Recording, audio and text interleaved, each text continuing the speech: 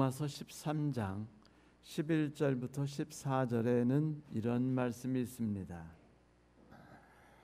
또한 너희가 이 시기를 알거니와 자다가 깰 때가 벌써 되었으니 이는 이제 우리의 구원이 처음 믿을 때보다 가까웠음이라. 밤이 깊고 낮이 가까웠으니 그러므로 우리가 어둠의 일을 벗고 빛의 갑옷을 입자. 낮에와 같이 단정히 행하고 방탕하거나 술 취하지 말며 음란하거나 호색하지 말며 다투거나 시기하지 말며 오직 주 예수 그리스도로 옷 입고 정욕을 위하여 육신의 일을 도모하지 말라. 이 말씀을 원어 혹은 영어로 본다면 우리 성경에 나타나지 않은 특별한 말을 찾아볼 수 있습니다. 안타깝게 한글 성경에는 그 중요한 단어가 있지 않아요. 그 단어는 무엇이냐면 이것을 행하라입니다. 11절은 그렇게 시작하죠. 이것을 행하라. 너희가 이 시기를 잘 판단함을 통해서. 이렇게 하고 그 뒤에 말을 시작해요. 그러니까 이 부분은 서론 부이면서 매우 중요한 부분이고 나머지 말을 이끌 수 있는 인도 부이기도 하지요.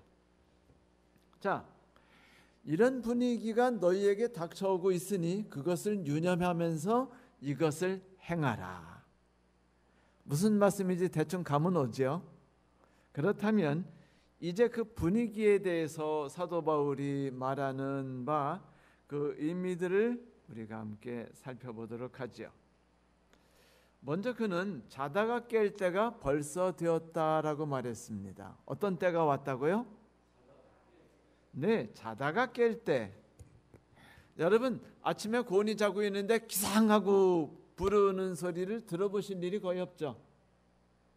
뭐 옛날에 그 자녀들이 학교 다닐 때 혹은 남편 직장 보내면서 그 아침에 일어나는데 힘들면은 자명종을 울리면 그 자명 소리는요 정말 듣기 싫죠. 따르르르. 요즘에는 그렇게 안 해요. 노래가 나오면서 뭐 철수야 일어나 뭐 이런 귀여운 소리도 하고 그러지만은 옛날엔 그냥 뭐 귀청 따갑게 부르는 소리였어요. 일어나라는 거죠. 경고하는 거예요. 경각심을 불어일으키는 겁니다. 편안한 상황에서 모든 것을 벗어버리고 긴장 상태로 변화라는 것입니다.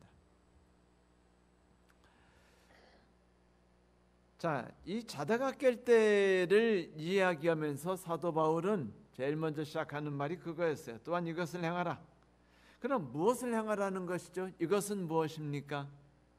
그 말씀은 로마서 12장 1절부터 13장 10절까지 나타났던 것입니다. 하나님에 대한 신뢰, 그분을 의지하고 그분을 따라 변화함, 그리고 이세를 본받지 않고 그리스도를 옷 입는 것들, 그리고 본격적으로 나오는 것은 사랑이죠. 그래서 가까운 사람, 나하고 자꾸 부딪히고 안 맞는 사람, 그리고 내 왼수들, 그리고 나에게 도움이 전혀 되지 않아 보이는 듯한 정부들, 이런 이들에 대하여 내가 그리스도의 사랑을 보여준다면 어떻게 보여줄 수 있을까를 이야기를 쭉 해주었어요. 그리고 결론부로 말하죠. 사랑은 율법의 완성이다 라고 말합니다. 이 말 뜻이 뭘까요? 사랑은 율법의 완성이다. 그 말씀은요, 율법은 사랑이라는 알맹이가 없으면은 아무 쓸모없는 껍데기에 불과하다는 것입니다. 사랑이 없으면 율법은 아무것도 아니에요. 반대로 율법이 없으면 사랑이 아무것도 아니다. 그건 아니죠. 중요한 것은 사랑입니다. 사랑이 모든 걸 움직이고 사랑이라는 것을 우리의 삶에서 그럼 사랑이라는 걸 구체적으로 어떻게 해야지? 방법을 모르는 이들에게 알려주는 것이 바로 십계명 그리고 다른 율법들이었어요. 사랑을 향하는 방법은 민족에 따라 국가에 따라 시대에 따라 환경에 따라 그 모양새가 다르게 나타나죠. 네, 그 일을 행하라 이거예요. 그런데 갑자기 그 일을 행하라는 거 결론까지 다 끝내놓고 10절까지 사랑은 십계명의 완성이다, 율법의 완성이라는 얘기를 다 해놓고서 왜 또 그 말을 또 시작해요? 왜 그 일을 행하라라고 또 합니까? 이것은 말을 지지부진하게 뭔가 껄떡지근하고 내가 제대로 설명한 것 같지 않을 때 하는 또 느린 말이 아니에요. 대개 목사님들이 설교하다가 뭔가 제대로 된 것 같지 않죠? 그러면 나오는 습관이 뭔지 아세요? 네? 길게 빼는 겁니다. 왜냐하면 제대로 다 설명한 것 같지 않아서 막 중언 부언 하다 보면은 시간이 엄청 길어지죠. 뭐 교우님도 설교하실 때도 그런 일이 있을 거예요. 내가 뭔가 중언부언하고 있고 알맹이가 좀 안 들어갔나 할 때는 길어진다는 것을 염두에 두셔야 돼요. 그리고 뒤에 아무리 많이 붙여봤자 그거 하나도 도움 안 된다는 것도 아셔야죠. 자, 사도 바울은 그런 의미에서 중언부언 더한 게 아니에요. 강조는 충분히 했습니다. 그런데 이제 다른 시점에서 바라보고 있는 거예요. 이런 거죠. 예수 그리스도를 우리가 왕으로만 바라봅니까? 그것으로 충분하지 않죠. 예수 그리스도를 또 어떤 분으로 바라봐야죠? 종으로, 인간으로 바라봐야 하지 않습니까? 그 이야기를 하는 거예요. 자, 너희들이 이것을 행하라. 어떤 걸 생각하면서 너희들이 지금 어떤 환경에 처했는지를 생각하면서 너희들이 처해 있는 이 환경에서 너희들이 살아갈 수 있는 최고의 방법은, 생존법은 사랑을 행하는 것이다. 유일한 생존 방법은 사랑을 행하는 것이다 라는 것이에요. 사람들은 유일한 행동 방법은 준비하는 것이다, 그리고 적들에게 당하지 않기 위해서 나 자신을 키우는 것이다 라고 생각하지만, 성경에서 이 전쟁터에서 살아남는 방법은 그리스도인으로서 하나님의 사랑을 사람들에게 전하는 일밖에 없다라고 말하고 있어요. 생각이 다르죠. 우리가 살아가고 있는 세상은 어두운 세상이고 우리는 하나님의 은혜로 인해서 이 땅을 벗어났어요. 그러면 어두운 세상에서 주관하고 있던 주관자 사탄과 우리는 어떤 상태에 빠지게 됩니까? 전쟁 상태죠. 여러분, 전쟁 때와 평상시의 삶이 같을까요? 틀릴까요? 네, 전쟁에 대해서 요즘에 우리에게 실감나게 하는 전쟁이 어떤 거죠? 우크라이나 전쟁입니다.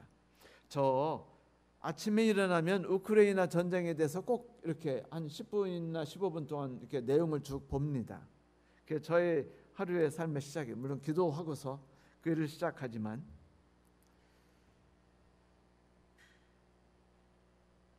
전쟁이 어떤 건지 아시죠? 그냥 길을 가는데 쏴 죽여요. 성폭행해요. 모든 걸 빼앗아요. 탈취합니다. 어두운 지하실에 모두 몰아놓고 소변 대변 거기서 마음대로 보게 해놓고 먹을 걸 조금 줘가지고 그 사람들이 굶어 죽고 하는 일들이 빈번하게 일어났습니다. 고문도 언제든지 해요. 그리고 또 러시아인들 간악한 짓 또 하는 거 있죠. 우크라이나 사람들을 연합하지 못하도록 어떻게 해요? 다 이주시켜 버립니다. 마치 누가 그랬죠? 페르시아, 바빌론, 이런 사람들이 한 일이 뭐냐면 너희들을 씨를 다 말리고 싶다. 그러기 위해서 나는 너희를 어떻게 하겠다? 이주시키겠다라고 말했어요. 러시아가 지금 누구 방법을 쓰고 있는 겁니까? 페르시아나 바빌론의 방법을 사용하고 있는 겁니다. 이거는 인간 말종 방법이죠. 그러면 그런 데서 굶어 죽고 총 맞아 죽고 두들겨 맞아 죽고 이렇게 당하면은요, 그 삶이 긴장돼야 안 돼요.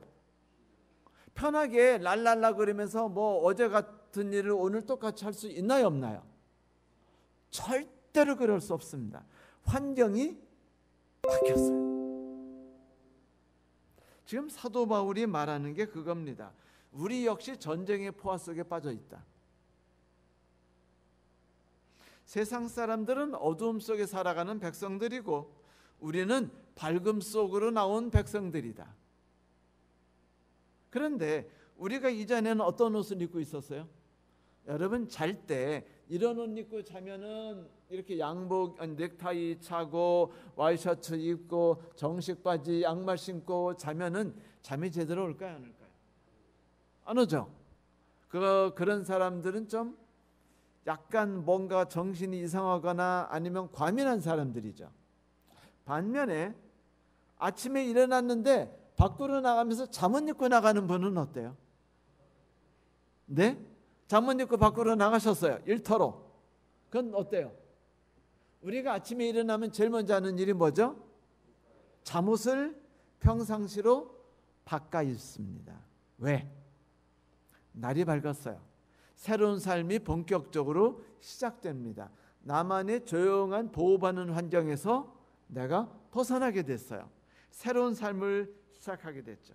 그래서 사단이 저기 바울이 말합니다. 기상! 지금이 어떤 때인데 여전히 여유 있게 잠을 주무시고 계십니까? 지금 전쟁입니다. 우리는 어둠의 일을 벗어버리고 뭐를 벗어버리고 어둠에서 적응됐던 그런 삶들을 다 벗어버리고 빛의 옷, 그런데 정확하게 말하면 빛의 갑옷을 입어야 됩니다. 자, 갑옷을 입어야 된다는 말이 뭐예요? 갑옷을 언제 입죠? 전쟁 때. 성집사님은 갑옷 안 입어보셨죠? 그래서 우리가 문제예요. 우리가 이 세상에 살아가면서 너무 갑옷을 안 입어요. 그냥 평상시 옷 입고 대하니까 맨날 예상외로 얻어터지고 그 다음에 두들겨 맞는 겁니다. 여러분, 목회하면서 내가 잘못한 거 하나도 없이 모함에 빠지고 오해를 받아서 목회장도에서 쫓겨나는 일이 있을까요, 없을까요? 네? 교회를 떠나는 일이 부지기수입니다. 그것은 그 목사님이 긴장하지 않았기 때문이에요. 그냥 내가 사랑하면 되지, 그냥 평상시처럼 따뜻하게 대하고 편안하게 성도들을 대하면 되지 라고 생각했을 때 총 맞는 거는 생각 안 했어요. 뭐는 생각 안 해요? 총 맞는 거, 칼 맞는 거 생각 안 했어요. 왜? 총과 칼은 교회는 없다고 생각했거든요. 그러니까 교회에서 총과 칼은 있어서도 안 되고 있을 수도 없는 것이라고 믿었기 때문에 총과 칼을 찔리거나 맞으면 어때요? 기분이 영 나빠지죠. 잠이 안 오죠. 우울증 걸리죠. 그래요, 안 그래요? 뭐 이렇게 때려치고 싶죠. 그래가지고 막 직업을 바꿔버립니다.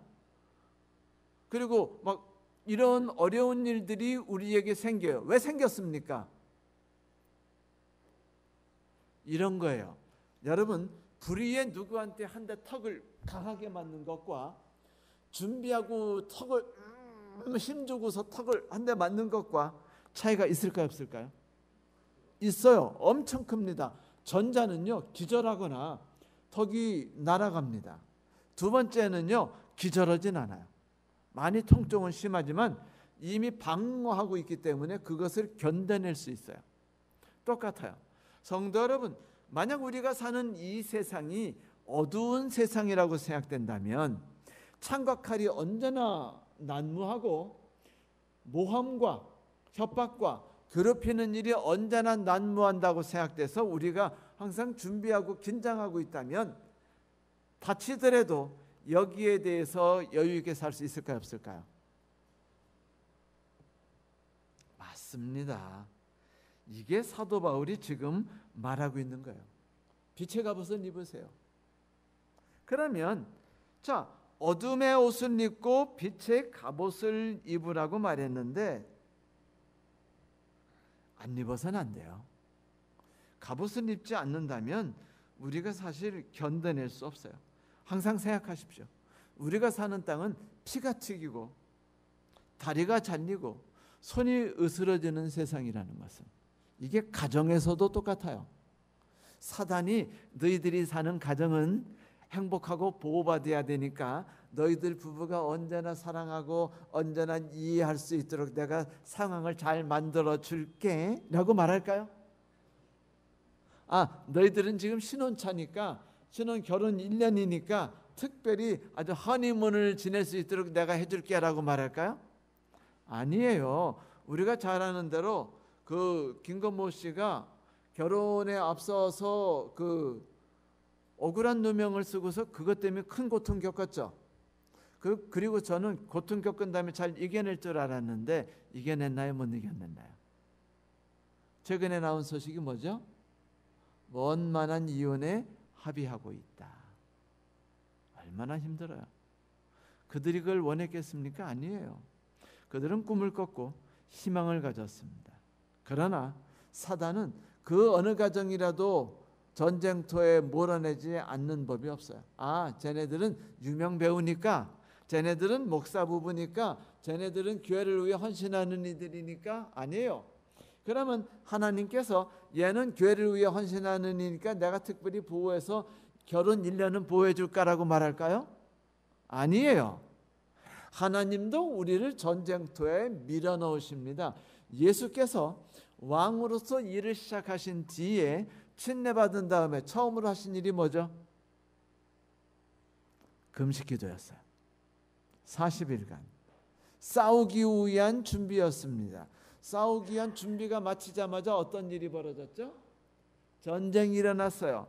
마귀와 싸움을 벌였어요. 그것도 한 번 싸우고 끝난 게 아니라 1차 대전쟁, 2차 대전쟁, 3차 대전쟁까지 벌였습니다. 예외가 없어요. 그리스도께서도 전쟁에 치우셨었어요. 그래요. 여러분, 어둠에서 벗어나서 빛의 세상으로 나온 이상 우리가 그리스도 안에서 침례를 받고 그분과 연합하여 한 몸이 된 순간부터 우리는요, 벗어날 수 없는 전쟁터에 몰린 것입니다. 그래서 바울은요, 전쟁터에 몰린 우리들에게 빛의 갑옷을 입으라 그래요. 그런데 빛의 갑옷은 뭘까요? 어떻게 생긴 옷이 빛의 갑옷이죠? 보셨어요? 빛의 갑옷? 못 보셨죠? 환하게 막 영광이 비치면서 막 사람들이 보면 막 눈이 멀까 봐 하는 그런 옷일까요?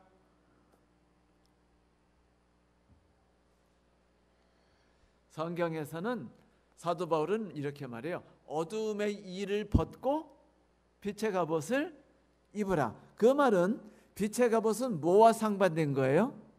어둠의 일과 상반된 행동입니다. 그러니까 어떤 행동을 의미하겠죠. 옷에 대해서 이야기하니까 제가 드리고 싶은 말씀이 있네요. 얼마 전에 저희 집 사람하고 제가 요즘엔 살기 위해서 산책을 하죠. 뭐 인생을 즐기기 위해서 낭만 부부가 다정하게 손을 잡고 그런 거 없습니다. 살아야 돼요. 왜 살아야 됩니까?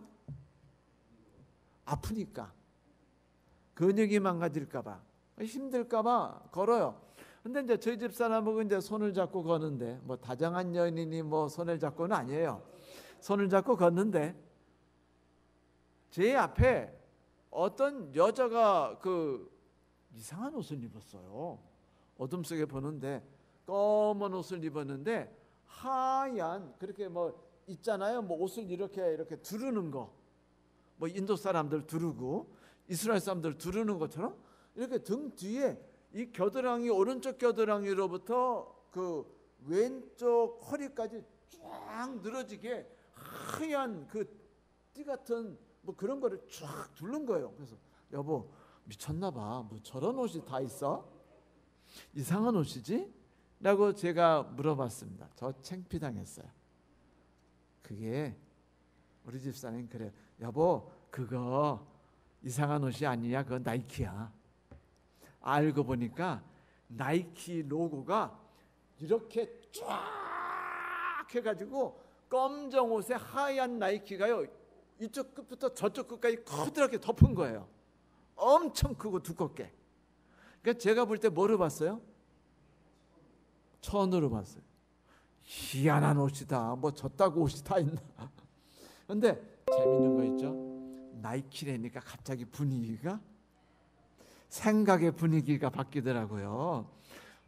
나이키면은 뭐 그럴 수 있겠지? 뭐 이 정도?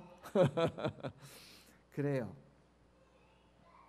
옷을 입었다는 것이 그 사람이 입은 옷을 사람들이, 주변 사람들이 알도록 입어요.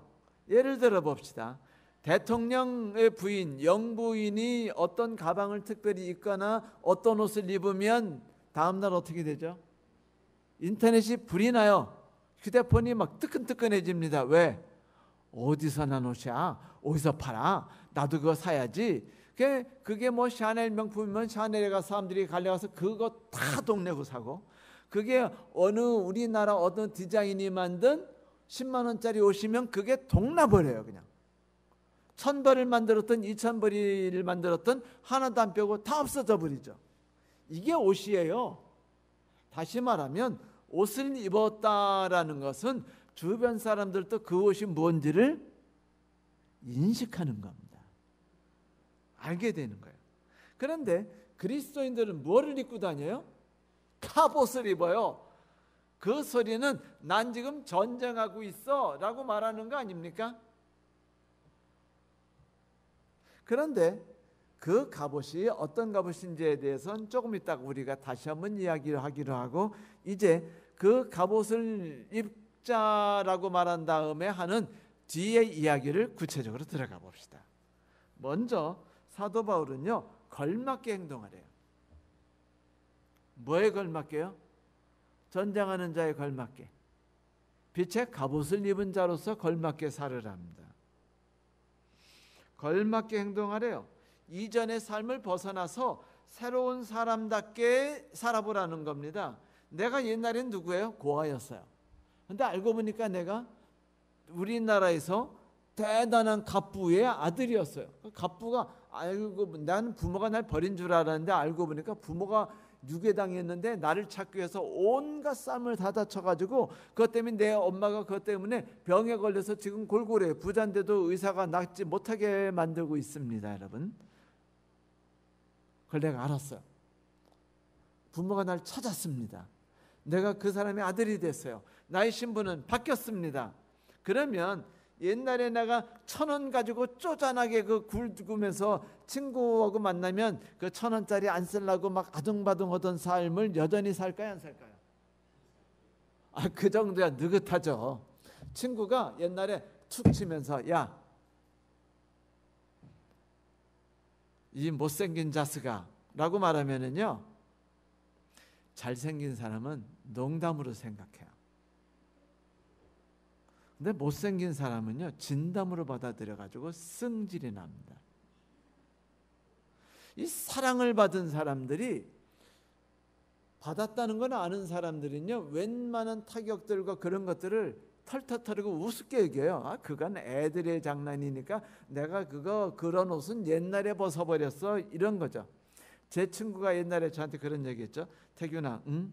내가 다른 사람들한테는 못생겼다고 말해도 되는데 너한테는 못생겼다는 말을 차마 못하겠어. 왜?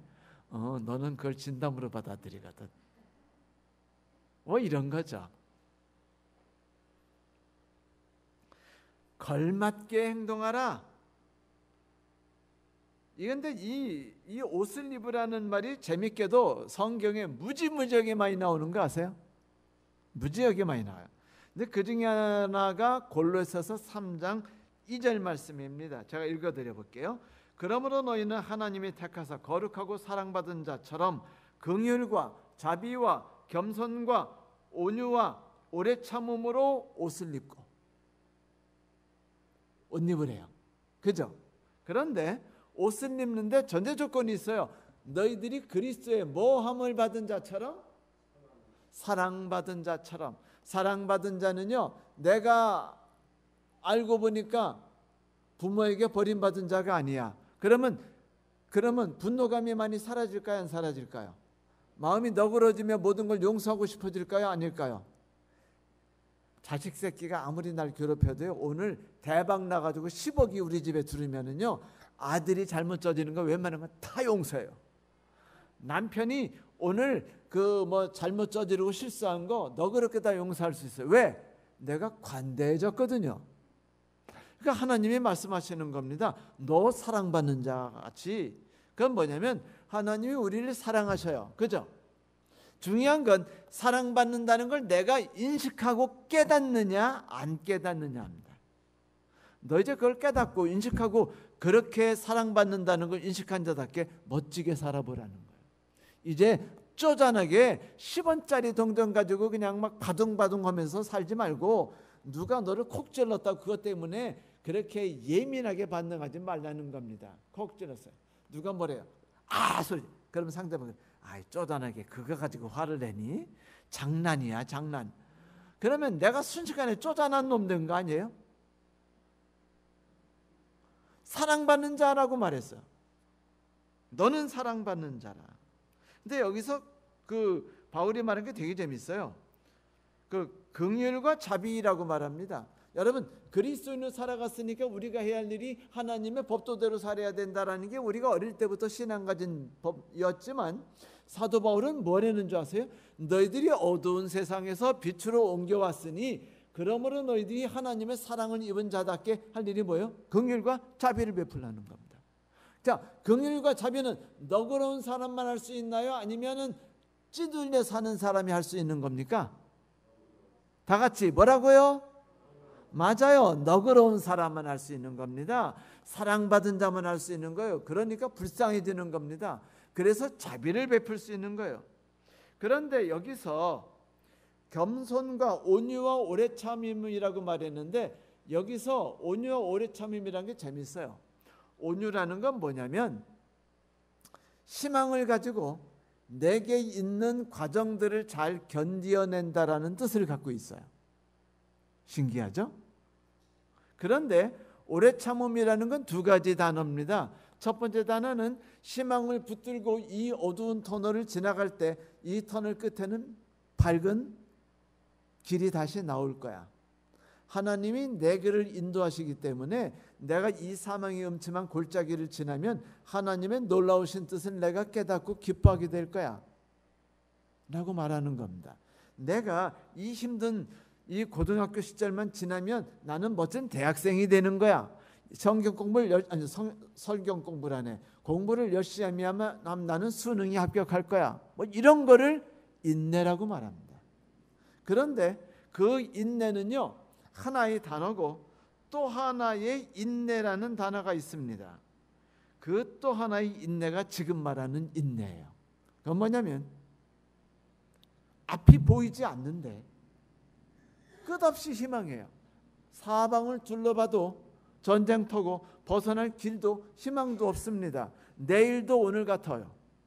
이놈의 남편이 변할 기미는 전혀 보이지 않고, 이놈의 교회도 나에게 희망을 주지 않아요. 그래서 내 신앙도 나아지는 것 같지 않아요. 그래서 막연하고 아무것도 없는데 하나님이 나를 도우시지 않는 것이, 모세가 뭔가 꿈과 희망을 가지고 이집트를 몰아내고 이스라엘 백성을 구원하려는데 하나님이 도우셨어요? 안 도우셨어요?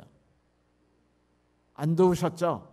안 도우셔가지고 비참한 지경으로 쫓겨나서 미디안에서 몇 년을 지냈습니까? 40년. 장로님, 40년 지나고 나면 희망을 다 꺾일까요? 안 꺾일까요? 왜냐하면 40년 전에 나는 건강한 사람이 아니에요. 근육이 울퉁불퉁해야 하네요. 용기가 불끈불끈 솟는 사람입니까? 아닙니까? 내 주변에 나를 지지하는 정치가들이 많아요, 적어요? 많아요. 그런데 지금은요, 나는 쪼그랑방탱이 됐어요. 힘도 없고 능력도 없고 나를 지지하는 사람도 다 떠났어요. 나는 그저 뭐예요? 촌부입니다. 목동에 불과해요.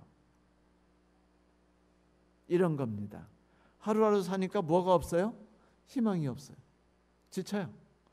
이때 그래도 내가 붙들고 견뎌내고 참아야지라고 말하는 단어가 이 인내입니다. 여기서 말하는 인내. 그러면 여기서 온유와 인내라는 건 뭘까요? 희망을 가지고 하나님이 나를, 이 과정이 끝나면 나를 더 나은 사람으로, 하나님을 닮아가는 자로, 그리스도를 머리로 둔 몸으로서 성장해 나가는 자야. 나는 희망과 꿈을 갖고 하나님을 의지하는 믿음이 있어요. 반면에 또 한편으로 나는 아무것도 보이지 않는 막막해요. 이놈의 남편 맨날 그탈이고, 이놈의 집안 구석 맨날 그탈이고, 이놈의 교회 맨날 그탈이에요. 이놈의 나라 맨날 그탈이에요. 희망이 없어요. 점점 나빠지는 것 같아요. 암울합니다. 근데 이게 1년으로 끝나지 않고 몇 년까지 갔어요? 모세의 경우에 40년. 40년 기다리기 쉬워요, 힘들어요?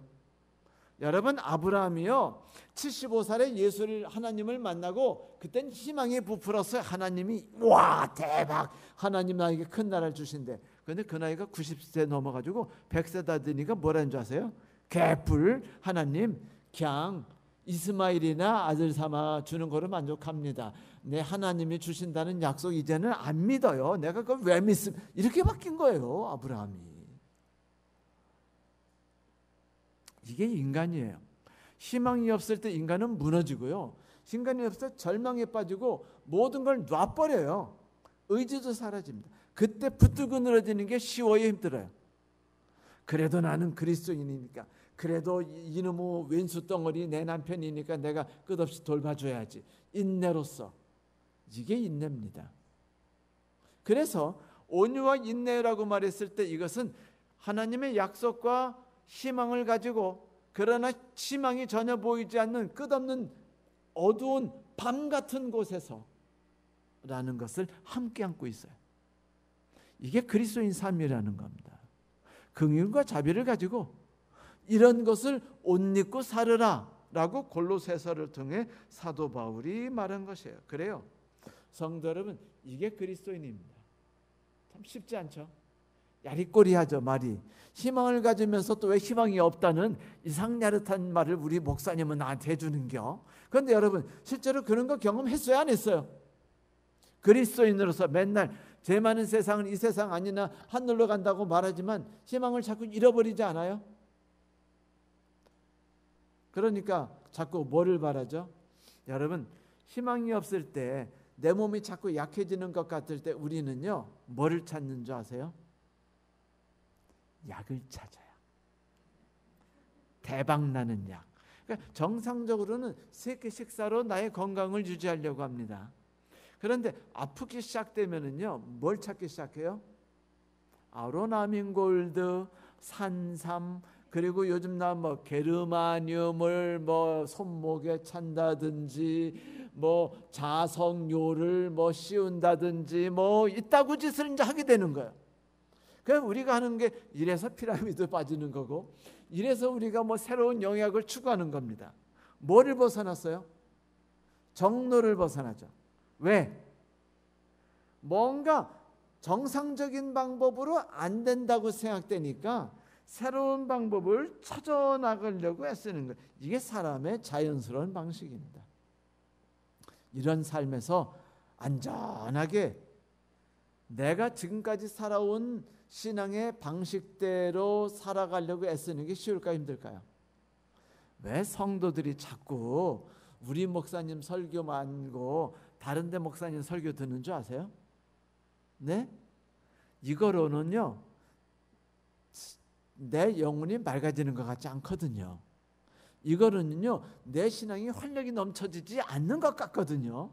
그러니까 자꾸 부흥회 가고 싶고 자꾸 다른 목사님 설교라도 듣고 싶은 거예요. 그러니까 뭐예요? 식사를 벗어나서 뭐로 가는 겁니까? 드디어 나도 약으로 가는 거죠. 그러나 그리스도인의 삶에는 예외가 없어요. 어디를 가든지 희망 없으면 똑같습니다. 내가 죽을 때까지 끝없이 희망 없음을 하나님은 덮어주시고 나의 삶을 어두운 짙은 어두움으로 누르신다는 걸 잊지 마십시오. 내가 사는 삶은 전쟁터입니다. 자, 이제 바울이 말하죠. 흉배를 입으래요. 그런즉 서서 진리로 허리띠를 띠고 의의 흉배를 붙이고 평안의 복음을 예비한 곳으로 신을 신고 모든 것 위에 믿음의 방패를 가지고 이로써 능히 악한 자의 모든 화전을 소멸하고 구원의 도구와 성령의 검과 곧 하나님의 말씀을 가지라. 뭐예요? 전시라는 겁니다. 싸우고 있는 거예요. 그러므로 공격용 수단과 방어용을 입으라는 거예요. 이걸 입지 않으면 안 돼요. 이것이 바로 예수 그리스도로 옷을 입으라는 것이기도 하죠. 갑옷을 입어라. 성경에 말하는 겁니다.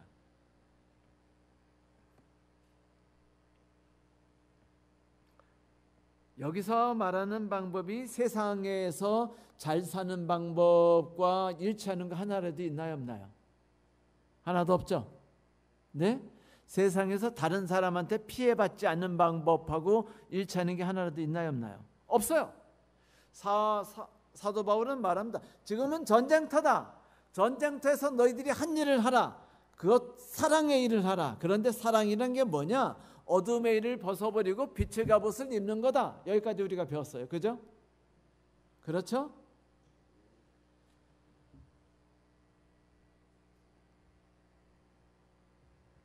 그리스도의 옷이란 그리스도 메이드 인 그리스도입니다. 여러분은 어떤 제품이 마음에 드세요? 메이드 인 USA? 혹은 메이드 인 차이나? 저는요, 어디 가서 물건이 오거나 물건을 살 때 되면 뭐부터 보는 줄 아세요? 메이드 인 차이나인가 아닌가부터 봅니다. 메이드 인 차이나면 일단은 제껴요. 제끼고 봅니다. 똑같아요. 그 소리는 뭐냐면 메이드 인 차이나는 뭔지 모르게 일찍 고장 날 것 같고 뭔지 모르게 사기당한 것 같고 그런 느낌이 드는 거 아니에요? 그렇다면 메이드 인 그리스도는 뭘까요? 여러분, 메이드 인 그리스도를 입는다는 건 뭐를 상징할까요? 어떤 걸지 상상해 보셨나요? 이제 바울은 이 이야기를 이제 하나씩 해주려고 합니다. 첫째, 방탕함과 술 취하지 말래요. 근데 방탕함과 술 취함이라는 게 이제 방탕함이 뭐였냐면 바카스 날이라고 있죠. 바카스 데이가 있는데 이 바카스가 그 일동제약에서 만든 그 바카스가 아니고 바카스란 술의 신이 날입니다. 그날이면은요 주민들이 다 밖에 나와가지고 막 놀면서 어깨 동무하고 남 술 한잔 마신 다음에 술 한잔 걸치고서 서로 어깨 동무하고 뭐 춤도 추고 이야기도 하고 오랜만에 만난 이야기도 하고 집집 다니면서 뭐 서로 간에 뭐 사람들 불러내고 하는 밤새 하는 축제입니다. 이런 거 우리도 해야 해요. 요즘에 우리나라도 이런 거 많죠. 예를 들면은 뭐 헬로윈 데이라든지 크리스마스 데이라든지 이럴 때 우리가 밤에 부자 마시자 즐기자 의미 있는 일을 하자라고 하죠. 이런 것들이 바카스 데이 때 만들어진 것입니다. 근데 여태 꼭 필요한 게 요거 저거 그죠? 그거 술 마시는 거. 술 한 잔만 마시면 원수도 사랑하게 돼요. 정말 좋은 거죠. 그런데 어떤 분 이런 야간 행렬을 가지고서 여기서 방탕함이라고 말했어요. 사도 바울이 이것을 부정적으로 썼습니다. 그런데 여기서 술 왜 마셔요? 우울하니까 마시는 거 아닙니까? 고통을 벗어나기 위해서 마시는 거 아닌가요? 그런데 결국은 이것이 세상의 방법으로는 적당할 것 같은데 결국 이것이 좋아 보이는데 뒤로 가니까 어떻게 된 거예요? 나쁜 결과를 주더라 이거예요. 어떤 분이 이런 말 했어요. 복음은 어떤 사람을 바보로 만들고 어떤 사람을 짐승으로 만들고 어떤 사람을 악마로 만든다. 영국 속담입니다. 이 쾌락의 추구는요 하나님이 없을 때 일어나는 삶이에요. 사실은 하나님을 통해 우리가 진정한 만족이 없으면은 속이 공허해요. 공허하면 뭐를 추구해요? 쾌락을 추구합니다. 사람이 추구하는 쾌락은 세 가지예요. 첫째는 잠에 대한 쾌락. 두 번째는 먹는 거에 대한 쾌락. 세 번째는 성에 대한 쾌락. 그래서 군대에 가면은 군인들이 몰두하게 되는 게 탐닉하게 되는 게 세 가지예요.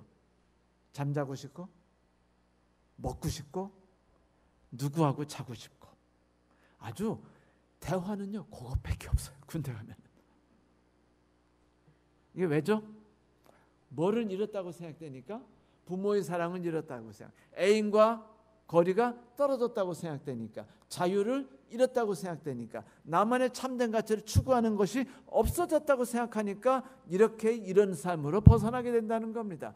왜 사람이 방탕함에 빠져요? 왜 사람이 술에 취합니까? 왜 담배를 피나요? 하나의 이유입니다. 그것은 하나님을 만나고 하나님이 오늘 나의 삶을 통해서 다른 사람에게 흘러가는 것을 경험하지 않는다면 안 돼요. 사람은, 여러분, 사랑이라는 건 절대로 이념이 아니에요. 사랑은 관념이 아닙니다. 사랑은요, 오늘 지금 바로 이 순간에 내가 행동을 통해서 맛보는 것입니다. 내가 오늘 그걸 행동하지 않으면 나는 그걸 맛보지 못하고, 내가 오늘 맛보지 못한 건 내가 오늘 함께 식사를 하지 않은 것과 같아요.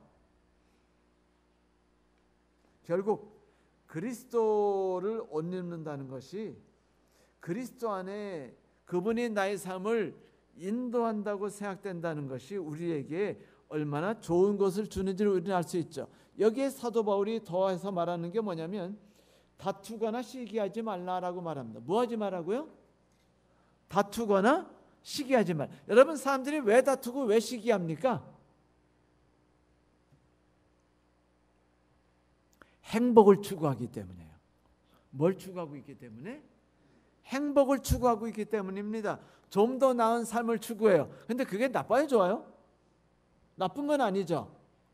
아니, 나의 가정을 좀 더 안전하게 만들고 싶어. 내 새끼들이 다 자기 방에서 여유 있게 살게 하고 싶어. 이게 나쁩니까? 나쁘진 않아요. 그리고 내 교회를 좀 더 키워가지고 성도들이 한 30만 되게 해주고 싶어. 그게 나빠요, 좋아요? 나빠요? 나쁩니까? 안 나쁩니까? 여러분, 북수원 교회가 한 500명 되기를 안 바라시는 분 손 들어보세요. 싫어요? 두 분이나 싫답니다. 여러분, 우리나라에 그 재미난 법이 몇 년 전에 생겼죠. 저 이 법 좋아하지 않습니다만 이상한 법이라고 생각하지만 법은 법이니까 따라야죠. 따를 것도 없어요. 자동으로 그렇게 돼요. 뭐냐면 대형마트 한 달에 2번씩 어떻게 되죠? 문 닫죠. 왜 문 닫게 됐어요? 덩치가 커서예요. 덩치가 커서. 덩치가 크니까 어떻게 됐어요? 가난한 소상인들 굶어 죽었다. 굶어 죽는다. 그러니까 너희들에게 제한을 두겠다. 결국은 한 사람이 더 나은 행복권을 추구하는 것이 또 다른 누구에게인가 불행을 추구하게 돼 있어요. 혹은 이런 것도 있어요. 내가 여기서 행복을 추구하고 이곳에서 내가 그걸 이루어야 된다고 생각하는데 이루어지지 않는 거예요. 그런데 하나님이 나보다 못한 것들에게 그걸 주는 겁니다. 좋은 대학 나온 나에게는 그걸 안 주셔서 나는 빌빌거리고 가난하게 사는데, 아예 학교 다닐 때는 공부도 못하고 찔찔이 뭐 이상한 짓 하고 애들이나 패던 자식이 갑자기 뭐 사장 돼가지고 뭐 띨띨거리면서 동창회 다 모이면 자 내가 한 턱 낼게 그러더니 자 다음 달에 내가 너희들 다 골프장에 데려가마 뭐 이러면은요 막 승질 나야 안 나요? 네? 시기심이 날 수밖에 없는 거예요. 왜? 내가 꾸는 꿈이 이루어지지 않았고 쟤들이 꾸는 꿈이 이루어졌기 때문에. 그래서 맨날 부모가 뭐래요? 야 이 자식아 옆집에 그 순이네를 봐라. 걔는 공부 잘하는데 넌 왜 그따구 해요 안 했어? 했어요 안 했어요? 하잖아요. 우리 아들에게 더 나은 직장에 대해서 꿈을 부풀어 주죠. 이게 나쁘진 않아요. 그런데 이게 뭐가 있냐면요, 어느 정도에서 멈출 거냐입니다. 좀 더라는 것이 이게 문제. 그게 나쁜 게 아니고 바람직하고 좋은 건데 이것이 또 나쁜 것이기도 해요. 뭐 이상한 애 말이 꼬여가지고, 그죠? 여러분 생각해요. 쉽게 말하면 이런 거예요. 주식을 투자했어요. 삼성전자 이번에 5만 원 주고 팍 샀습니다. 근데 사고 나서 한 달 기다렸더니요, 갑자기 한 달 뒤에 뿅 올라가더니 5만 원 일주일 안에 10만 원이 됐어요. 그런데 다음 주 되니까 15만 원으로 하루에 5만 원이 뛰어서 15만 원이 됐으면 대박 났어요 안 났어요? 우리 집 재산이 이번에 집 샀는데 3억에 샀는데 갑자기 6억 되더니 10억 돼. 팔고 싶어요? 팔고 싶은 분 10억 돼서 안 팔아요. 왜? 더 오를 것 같거든요. 그런데 가파르게치 솟아오르는 값이 어느 날 갑자기 삐용 하더니 어떻게 돼요? 여러분 있죠? 추락하는 것에는 뭐가 있다? 날개가 있다 그러더니 삐용하더니 추락하는데 그 추락이 얼마 가냐면요, 3만 원까지 떨어지더니 2만 원 떨어지더니 만 원까지 떨어져요. 이게 인생이에요. 좀 더라는 것이 무엇을 요구하냐면, 내가 좀 더 추구한다는 게 쉽지 않는 것은 나에게 주어진 하나님의 정해주신 영역이 있어요. 넌 10억으로 만족하고 살아라. 넌 50억을 주마. 너에게는 장관이 되게 해주며 너는 노동자가 돼가지고 청소부가 되게 해주마. 그런데 나에게 재어준 구역을 벗어난다는 것은 정상적으로 돼야 안 돼요. 능력이 받치지 않아서 안 돼요. 그때 사람들이 쓰는 방법이 뭐죠? 편법입니다. 여기서 말하는 게 그거예요. 다투거나 시기하고 정욕으로 인해서 육신에 빠지지 않고. 그런데 한글 성경에는 그 말이 좀 특이하게 돼 있죠. 그 정욕을 위해서 육신의 일을 도모하지 말라라고 말하고 있는데, 이런 것이 뭐냐면, 정욕이라는 게 우리가 말하고 여자에 대해서 발끈하는 이걸 말하는 게 아니라 이 세상에 대한 꿈과 욕심입니다.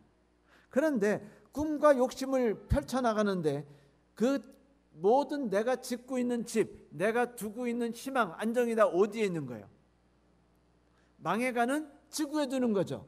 우리가 하늘에 갈 때 하늘에도 들고 갈 수 있어요, 없어요? 그걸 다 날렸다. 그러면 내가 망한 겁니까? 왜? 나에겐 뭐가 있기 때문이죠? 하늘이 있기 때문이에요. 오해를 받았어요. 내 인생이 망하게 됐어요. 누명을 써가지고 사기당했어요. 내 인생이 망했어요. 여러분, 이 인생이 끝이 아니고 인생이 뭐막이 있는 거예요? 이막이 있어요. 이막이. 나에게 이막이 기다리고 있단 말입니다. 그러니까 염려할 거 없어요. 그런데 자꾸 이 정욕, 이 세상에 대해서 좀 더라는 것 때문에 한계를 넘어서면 우리가 편법을 쓰기 시작해요. 어떤 편법일까요? 몰래 훔치거나 뇌물을 받거나 혹은 욕심을 부려서 불법적인 다른 일을 하거나 세상 사람들이 할 수 있는 갭 투자 몇 개를 내서 지혜로운 일을 막 멋지게 해대거나 이런 일을 하기 시작하죠. 그런데 이런 일을 하기 시작하면서 우리의 인생이 망가지는 겁니다. 우리의 꿈은요, 하나님에게 떠났어요. 왜냐하면 이게 하나님이 주는 지혜가 아니거든요. 여기서 우리는 깨달아야 됩니다.